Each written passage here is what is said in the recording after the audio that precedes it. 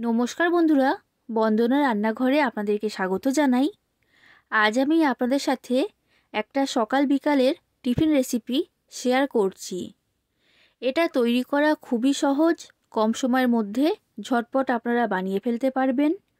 বাচ্চাদের স্কুল টিফিনে বা বড়দের অফিসের টিফিনেও এটা তৈরি করে আপনারা দিতে পারবেন। আর আওয়াজ শুনে বুঝতেই পেরেছেন এটা কতটা মুচমুচে তৈরি হয়েছে।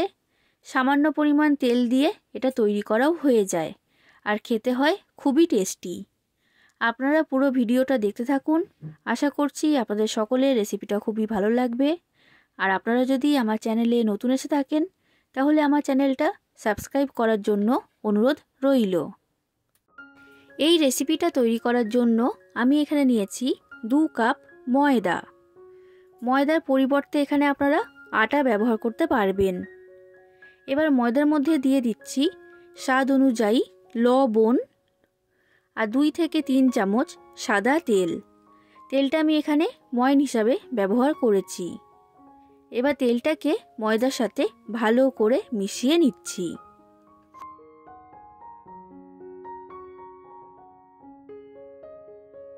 তো খুব ভালো করে তেলটাকে মিশিয়ে নিয়েছি। এবার অল্প অল্প করে জল দিয়ে ময়দাটাকে মেখে নেব আর একটা শক্ত করে ডো তৈরি করব। ডোটা এখানে খুব বেশি নরম করলে কিন্তু হবে না, একটু শক্ত করেই মাখতে হবে, তবেই এই টিফিনটা খাস্তা বা মুচমুচে তৈরি হবে।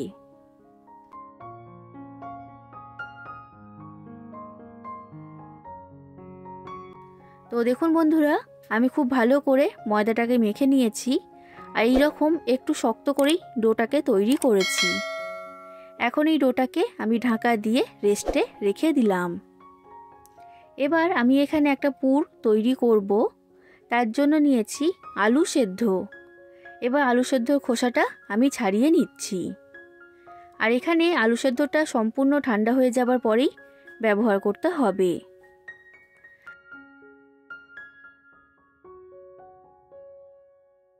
আলু সেদ্ধর খোসা ছাড়ানো হয়ে গেছে। এবার একটা গ্রেটারের সাহায্যে আলু সেদ্ধটাকে আমি গ্রেট করে নিচ্ছি। এইভাবে আলুটাকে গ্রেট করে নিলে আলুর মধ্যে কোনো গোটা অংশ থাকবে না, তার ফলে টিফিনটা তৈরি করতে সুবিধা হবে। তো সব আলু সেদ্ধটাকে আমি গ্রেট করে নিয়েছি। এবার গ্যাসের মধ্যে একটা কড়া গরম হতে বসিয়ে দিয়েছিলাম। এবার কড়ার মধ্যে দিয়ে দিচ্ছি 2 চামচ সর্ষের তেল। সর্ষের তেলটাকেও ভালো করে গরম করে নিয়েছি। এবার তেলের মধ্যে দিয়ে দিচ্ছি সামান্য পরিমাণ গোটা জিরে, আর এরপর দিচ্ছি 2টো পেঁয়াজ কুচি আর 4টে কাঁচা লঙ্কা কুচি। এবার পেঁয়াজ আর কাঁচা লঙ্কাটাকে আমি ভেজে নেব, গ্যাসের ফ্লেমটা মিডিয়াম থেকে হাই ফ্লেমে রেখে। পেঁয়াজটা ভাজা হয়ে গেছে, এর থেকে বেশি লাল করব না। এবার দিয়ে দিচ্ছি ছোটো চামচের 1/2 চামচ আদা বাটা আর ছোটো চামচের 1/2 চামচ রসুন বাটা। এবার আদা আর রসুনটাকেও আমি এর সাথে ভেজে নেব, না হলে আদা রসুনের কাঁচা গন্ধ বের হবে। আর এই সময়ের মধ্যেই পেঁয়াজটা ভালো মতো ভাজা হয়ে যাবে। তো দেখুন বন্ধুরা, এই সব কিছুকে আমি ভালো করে ভেজে নিয়েছি আর পেঁয়াজটাও লাল করে ভেজেছি। এবার গ্রেট করে রাখা আলু সেদ্ধটা আমি কড়ার মধ্যে দিয়ে দিচ্ছি। আলু সেদ্ধটা দেওয়া হয়ে গেছে। এবার দিচ্ছি কয়েকটা মশলা।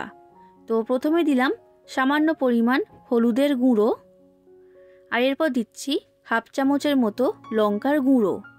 ঝাল যতটা খেতে পছন্দ করেন সেই অনুযায়ী এখানে লঙ্কার গুঁড়োটা দিয়ে দেবেন। লবণ দিয়ে দিচ্ছি স্বাদ অনুযায়ী, আর সামান্য পরিমাণ চিনি এর মধ্যে দিয়ে দিলাম। এবার এই আলু সেদ্ধটাকে আমি মশলার সাথে ভালো করে কষিয়ে নেব, গ্যাসের ফ্লেমটা মিডিয়াম ফ্লেমে রেখে। বন্ধুরা, এই যে টিফিন রেসিপিটা আপনাদের সাথে আমি আজকে শেয়ার করছি, এটা একবার বানিয়ে খেলে এর স্বাদ কিন্তু মুখে লেগে থাকবে আর বারবার রিকোয়েস্ট আসবে এটাই তৈরি করার জন্য। তো দেখুন বন্ধুরা, খুব ভালো করে আলুটাকে আমি 2 মিনিটের মতো কষিয়ে নিয়েছি। এবার দিচ্ছি ছোট চামচের হাফ চামচের মতো ভাজা জিরে গুঁড়ো আর ছোট চামচের হাফ চামচ ভাজা ধনে গুঁড়ো আর সামান্য পরিমাণ গরম মশলা। এবার এগুলোকেও আমি ভালো করে আলুর সাথে মিশিয়ে নেব।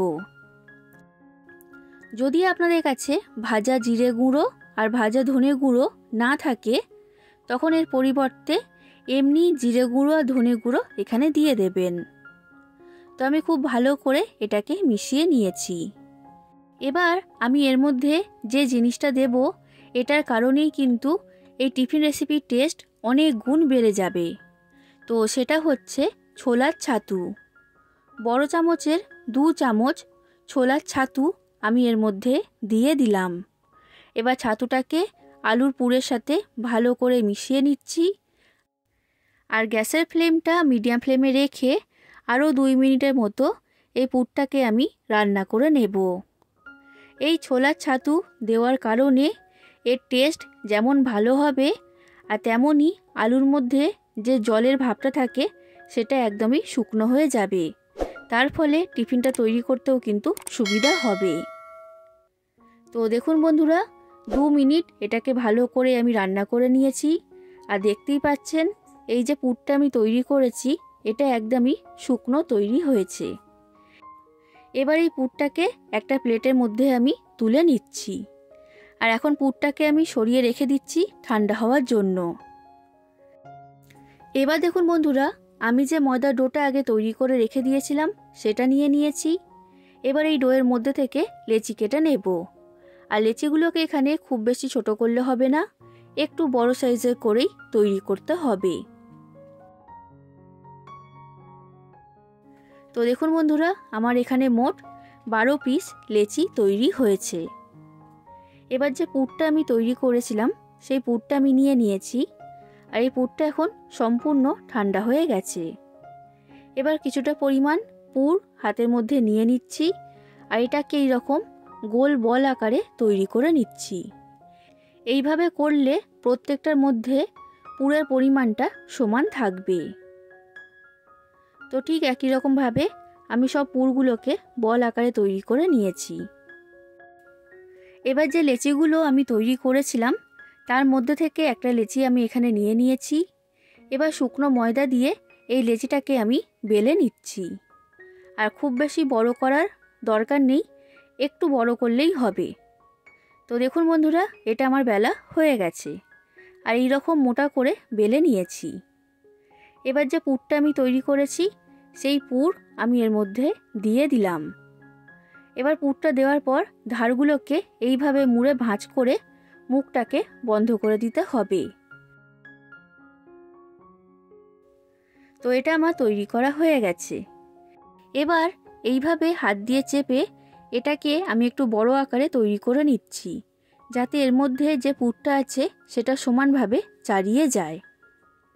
এবার শুকনো ময়দা ছড়িয়ে এটাকে আমি বেলে নেব।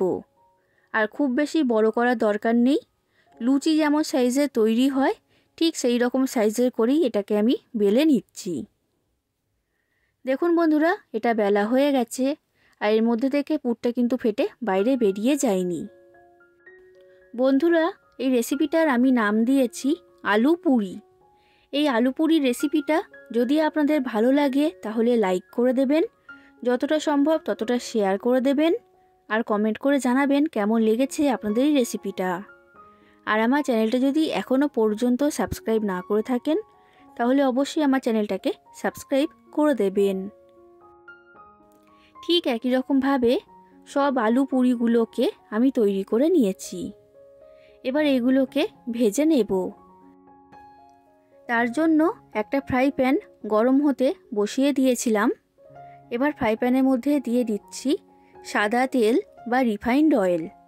তেলটা আমি এখানে কম করেই দিয়েছি, তবে আপনারা চাইলে এইগুলোকে ডিপ ফ্রাই করতে পারবেন। এবার এই গরম তেলের মধ্যে একটা একটা করে আলু পুরি আমি দিয়ে দিচ্ছি। এবার লো থেকে মিডিয়াম ফ্লেমে রেখে এই আলু পুরিগুলোকে আমি ভেজে নেব। আর কিছুক্ষণ পরেই দেখবেন আলু পুরিটা বলের মতো ফুলে উঠবে।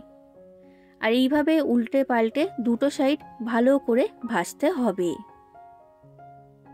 দেখুন বন্ধুরা, আলু পুরিগুলো আমার ভাজা হয়ে গেছে।